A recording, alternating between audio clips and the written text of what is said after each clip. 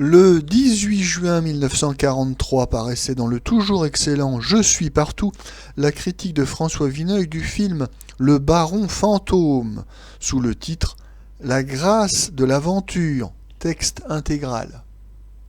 On vous disait l'autre jour que le métier de chroniqueur n'est pas toujours aussi aisé qu'il peut sembler, et que l'on y prie parfois entre des exigences contradictoires, celles des lecteurs par exemple, et celle de l'équité.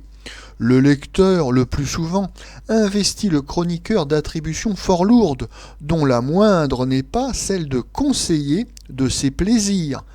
Encore une fois, la sévérité systématique arrange bien des choses. Il est fort rare qu'elle ne se justifie pas, si l'on prend une certaine hauteur de vue esthétique. Pratiquement, elle offre l'avantage que si le lecteur outrepasse votre conseil et s'ennuie au spectacle, il vous donnera doublement raison. S'il a trouvé le film meilleur que vous, ce sera pour lui une agréable surprise, et tout est pour le mieux. Mais il arrive que le lecteur ne soit pas le moins du monde de votre avis, que sur la foi de vos lignes il y soit allé de ses 2 louis, qu'il les regrette, et vous en informe avec des arguments qui sont d'un connaisseur. Le chroniqueur sort justement d'en prendre beaucoup plus que pour son grade, ces jours derniers, avec Le Loup des Malveneurs et Lumière d'été. Essayons de nous entendre. Le spectateur réclame d'abord du cinéma une histoire qui l'amuse et l'émeuve, en quoi il a raison. Les histoires du Loup et de Lumière d'été ne sauraient entièrement satisfaire le spectateur connaisseur, dont le type idéal devrait être le critique. Nous sommes bien d'accord sur ce point, et il me semble avoir été assez explicite, en particulier pour le scénario de Lumière d'été. Pourtant, il existe dans un film d'autres éléments. Un travail cinématographique intéressant peut avoir été accompli sur une histoire insuffisante. Cela ne cesse jamais d'être regrettable. Mais le spectateur connaisseur doit être capable de cette discrimination. Expliquons-nous. Nous pouvions, avant cette guerre, juger le cinéma américain, par exemple, avec une gratuité absolue. Les moyens étaient illimités. Le résultat seul comptait pour nous. Il nous était indifférent que tel magnat d'Hollywood eût rogné sur un devis pour s'assurer de plus gros bénéfices. Nous pouvions tout réclamer parce que tout était possible. Aujourd'hui, le cinéma français est reparti plusieurs crans en dessous de zéro, moralement et matériellement. Répétons que, depuis quelque temps, il s'accomplit dans ce cinéma un effort indiscutable. Pour en juger, nous n'avons plus le droit d'oublier certaines contingences. Le cinéma français est réduit, pour ainsi dire, à ses seules forces, très amoindri. Il se débat au studio dans des difficultés matérielles inouïes. Dans le même moment, il est l'objet de sollicitations extravagantes. Les navets les plus grossiers font prime sur un marché réduit. La tentation est extrême de distribuer à une foule avide n'importe quel ersatz. Quelques artistes, quelques producteurs, plus rares encore, parviennent à y résister. Ils se dégoûtent les premiers des denrées dont on sollicite la fabrication. On a pu craindre que le cinéma n'y croupit dans un avachissement pire que la mort. Sa vitalité irrésistible l'emporte. Dans ces circonstances, le spectateur connaisseur a beau jeu pour se prévaloir de son goût et faire crépiter la critique. Mais nous imaginons sans peine l'auteur et le producteur lui répondant « Et quoi ? Vous avez le premier vitupéré la turpitude du cinéma, proféré qu'il serait bien difficile de sortir d'un tel bourbier. Nous tentons cette périlleuse entreprise, nous ne laissons pas de patauger. Mais si ce n'est point vous qui nous tendez une main secourable, qui sera-ce ? Nous n'avons plus qu'à renoncer et usiner à l'hectomètre du vaudeville dont nous aurons aussitôt le placement. Ces réflexions préliminaires qui m'ont déjà dévoré la moitié de mon papier mais qui étaient indispensables, me viennent à propos du nouveau film de M. Serge de Poligny, Le Baron Fantôme. M. Serge de Poligny a signé un assez grand nombre de productions commerciales. Il pourrait, comme beaucoup d'autres, nous offrir l'adaptation d'une comédie, agréablement faite, plus franchement divertissante que Le Baron Fantôme, et pour qui nous serions fondés à nous montrer inexorables, parce qu'elle représenterait une routine fatale au cinéma. À son tour, M. Serge de Poligny a été touché par la grâce, par ce désir d'aventure, de mouvement, que l'on sent frémir dans ce cinéma trop longtemps réduit à l'ankylose. Il élargit le champ de ses ambitions. Il engage la partie aussi complètement que possible, composant lui-même son scénario, consacrant à la réalisation tout le temps et tous les soins nécessaires pour qu'il puisse se déclarer satisfait.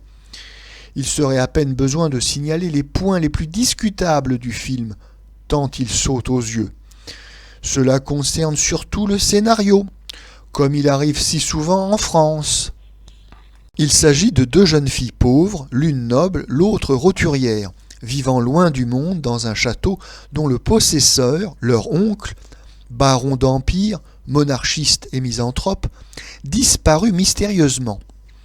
Amour contrarié, couple que sépare ou rassemble le caprice et le destin, humeur de jeune fille, emploi classique du trésor, du testament perdu, de la reconnaissance, le tout dans un cadre 1830 et avec le concours d'un pittoresque mystificateur qui se fait passer pour Louis XVII.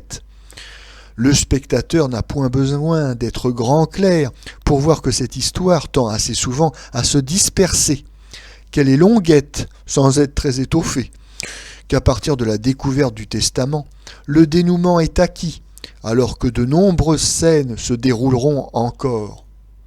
Le public n'a pas tort, il n'est aucun chef-d'œuvre du cinéma qui ne soit d'abord commandé par son sujet. On voudrait souhaiter que des chercheurs, des francs-tireurs aient les moyens de s'essayer à l'écran, sans engager pour autant des fortunes. Nous verrons peut-être le cinéma à la Méliès. Pour le moment, il n'est plus qu'un souvenir.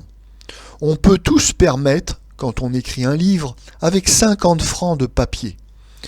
Un film qui coûte 10 millions doit être vu par 1 million de spectateurs. L'auteur est donc tenu d'avoir pour principal souci de communiquer avec la majorité de ses spectateurs, de leur parler un langage qui les retienne. Il ne lui est point absolument nécessaire de se trahir pour y parvenir. D'innombrables exemples ont prouvé que l'on peut dire au cinéma beaucoup de choses assez graves et assez subtiles, tout en se faisant une vaste audience. C'est le problème capital du cinéma dans sa forme actuelle. M. Serge de Poligny ne l'a pas entièrement résolu. Il a été sans doute trop seul avec son sujet.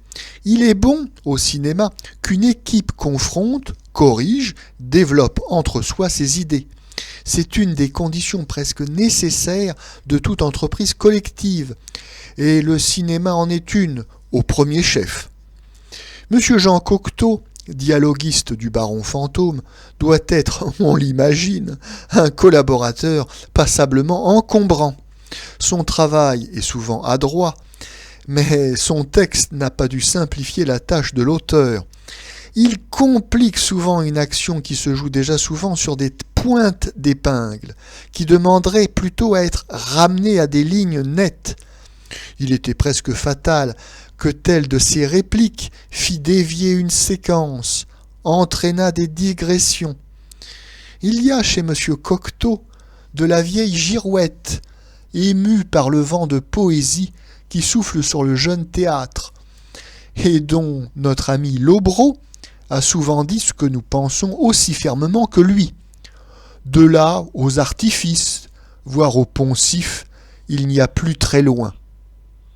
Il n'en demeure pas moins que maintes idées de M. de Poligny, même si elles ne sont pas toujours tout à fait sorties, sont séduisantes, gracieuses, et qu'elles atteignent le domaine de la vraie poésie. Je parlais, il y a un instant, de ce langage de l'écran qui doit être communicable au plus grand nombre. Mais il est bien évident que si ce langage est celui de M. Henri Bordeaux ou de M. Jean de Létraz, vous serez compris de tous, même si vite que la moitié de la salle bâillera d'ennui au bout de 20 mots.